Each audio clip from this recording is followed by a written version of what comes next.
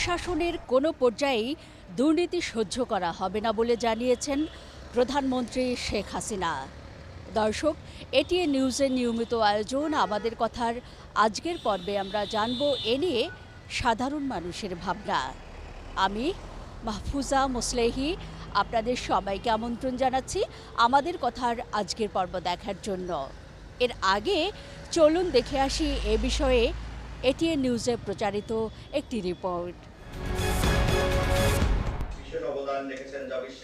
টানা তৃতীয় মেয়াদে ক্ষমতায় এসে বৃহস্পতিবারই প্রথমবারের মতো জনপ্রশাসন মন্ত্রণালয়ে অফিস করলেন প্রধানমন্ত্রী শেখ হাসিনা।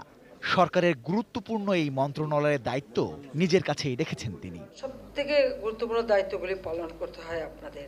জনপ্রশাসনে প্রথম দিন অফিস করতে এসে প্রধানমন্ত্রী স্মরণ করেছেন সাবেক জনপ্রশাসন মন্ত্রী সদ্য প্রয়াত সৈয়দ আশরাফুল ইসলামকে। কারণ সে আমার ছোট ভাইয়ের মতোই ছিল, ছাত্র রাজনীতিও করতো, কাজে আমাদের একটা পারিবারিক সম্পর্ক ছিল। আগামী ৫ বছরে সরকারের সবচেয়ে বড় লক্ষ্যের কথা এ সময় জানিয়ে দিয়েছেন প্রধানমন্ত্রী, আর তা হলো দরিদ্রতা দূর করা আর বাংলাদেশের প্রবৃদ্ধির হার 10% নিয়ে যাওয়া।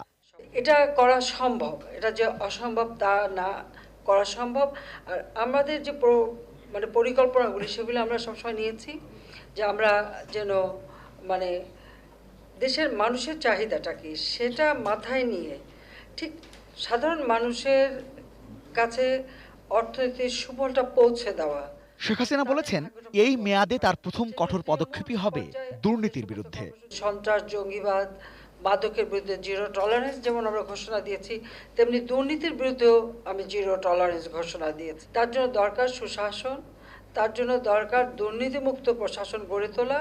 এবং যেহেতু আমি বেতন ভাতা সুযোগ সুবিধা এত বেশি বৃদ্ধি করে দিয়েছি, সেই ক্ষেত্রে আমি তো মনে করি যে এখন আর ওই দুর্নীতির প্রয়োজন না, যা প্রয়োজন সেটা তো আমরা মিটাচ্ছি, তাহলে দুর্নীতি কেন হবে?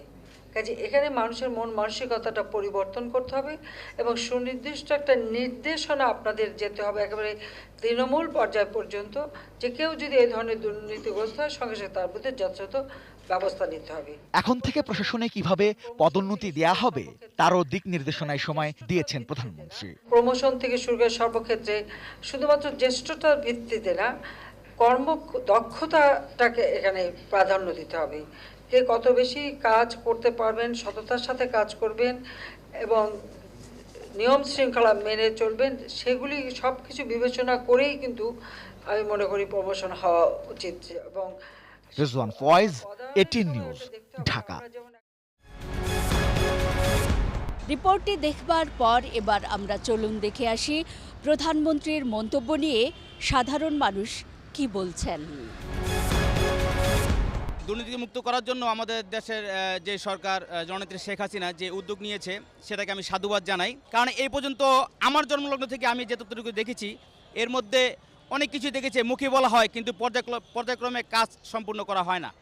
তো জননেত্রী শেখ হাসিনা তার কাছে দাবি, আমাদের জনগণের সবার দাবি যে উনি যাতে ফিল্ড টাইমে পর্যায়ক্রমে দেখে আসলে দুর্নীতি হচ্ছে কি হচ্ছে না, তাহলে মনে করবো যে দেশ দুর্নীতিমুক্ত হতে পারে। প্রধানমন্ত্রী যে বক্তব্যটা দিচ্ছে সেটা আমি তাকে সাধুবাদ জানাই যে বাংলাদেশের আসলেই রন্ধ্রে রন্ধ্রে দুর্নীতি ঢুকে গেছে। এই দেশের উন্নয়নের জন্য দুর্নীতি অবশ্যই মুক্ত করতে হবে, দুর্নীতি দেশ থেকে দুর্নীতি দূর করতে হবে। শুধু বাংলাদেশের প্রতিটা সেক্টরেই দেখা যায় ছোট থেকে বড় পর্যন্ত যত যেখানে যে আমলা আছে তারা সবাই দুর্নীতিগ্রস্ত। প্রধানমন্ত্রী যে বক্তব্যটা দিচ্ছে এই বক্তব্যটা যদি সে সফল করতে পারে, আমি মনে করি বাংলাদেশ উত্তরোত্তর উন্নত হয়ে যাবে। প্রধানমন্ত্রী শেখ হাসিনা যেই কথাটা বলছে যে বাংলাদেশ দুর্নীতিমুক্ত বাংলাদেশ চায়, এতে আমি একমত। যে দলের ভিতরে হোক, যে প্রশাসনের ভিতরে হোক, যে এরকম যদি দুর্নীতি কোনো কিছু পাওয়া যায়, এটার বিরুদ্ধে যাতে প্রধানমন্ত্রী শেখ হাসিনা যে তার পদক্ষেপ নেয়। যেমন বিশেষ করে ভূমি মন্ত্রণালয় সবচেয়ে দুর্নীতি। ভূমি মন্ত্রণালয়ের একটা কর্মচারী থেকে উপর লেভেলে যে সমস্ত কর্মচারীরা আছে তারা সবচেয়ে আপনার দুর্নীতি বেশি করে। এই জন্য আমি চাই বিভিন্ন সেক্টর, বিভিন্ন মন্ত্রণালয়ে বিশেষ করে জিরো টলারেন্স যাতে হয়। আমার মাননীয় প্রধানমন্ত্রীর কাছে একটাই আবদার যে আমাদের ছেলে মেয়েরা, বাচ্চা কাচ্চারা যেভাবে আমরা লেখাপড়া কষ্ট ক্লাস করে লেখাপড়া করছি, তো চাকরির ক্ষেত্রে নানানভাবে প্রতারিত হচ্ছি। কিন্তু আমার ফ্যামিলিতে দেখা গেছে ছেলে মেয়ে সব গ্র্যাজুয়েশন করা, কিন্তু একটা গভর্নমেন্ট চাকরি পেতে হইলে আমরা যখন আবেদন করি তখন দেখা গেছে নানানভাবে মানে টাকা নিয়ে কিন্তু চাকরির কোনো বলা যাচ্ছে না, মানে কোনো কিছু বলা যাচ্ছে না, কার কাছে বলবো। এই ব্যাপারে আমি বলবো ঘুষের ব্যাপারটাই বেশি। সরকারি চাকরির ক্ষেত্রে বেশিরভাগ ঘুষ নিতে চায় ওরা, কিন্তু যারা ঘুষ নেয় তারা তো তাদেরকে তো আর সরকার দেখতেছে না।